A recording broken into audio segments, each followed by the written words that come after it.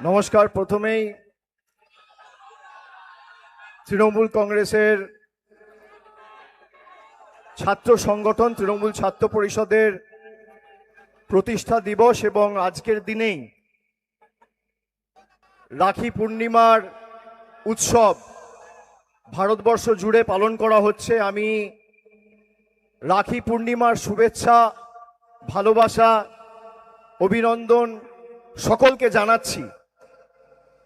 এবং আমাদের সমাজে যখন বিজেপি নামক এক রাজনৈতিক দল বিচ্ছিন্নতাবাদ, বৈষম্য, বিভাজনের রাজনীতি করে সাম্প্রদায়িক সম্প্রীতিকে নষ্ট করতে চাইছে, এই রাখি বন্ধন ভাই বোনের পবিত্র বন্ধনকে আরো শক্তিশালী করুক, সুদৃঢ় করুক, আমি এই আশা রাখছি এই মঞ্চ থেকে।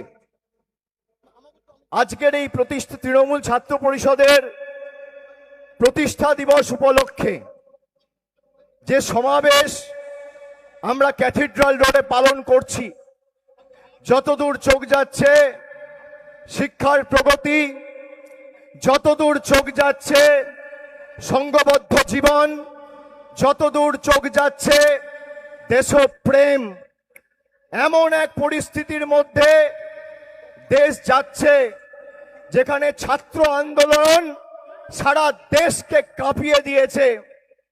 দিল্লির জমিদাররাও ছাত্র যুব সমাজের কাছে কার্যত মাথা নত করতে বাধ্য হয়েছে।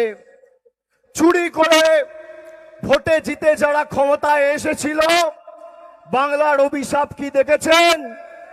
4 তারিখ বাংলার ফল বেরিয়েছে, আর 15 তারিখ ককরোচ জনতা পার্টি তৈরি হয়েছে। বাংলার অভিশাপ। আজকে যারা বাংলার গদি দখল করতে এসেছিল ছাত্র যুবর আন্দোলনে, তাদের গদি টলমল টলমল টলমল করছে। যারা মিথ্যে প্রতিশ্রুতি দিয়ে চুরি করে ভোটে জিতেছে, এই লড়াই বাংলার প্রত্যেক বুথ থেকে গণতান্ত্রিকভাবে উৎখাত করার লড়াই। আমি বিজেপিকে বলবো, তৃণমূল কংগ্রেস মমতা বন্দ্যোপাধ্যায়কে স্পর্শ করা দূরের কথা, ছাত্র যুবর সাথে আগে বুকের পাটা থাকলে লড়ে দেখাও।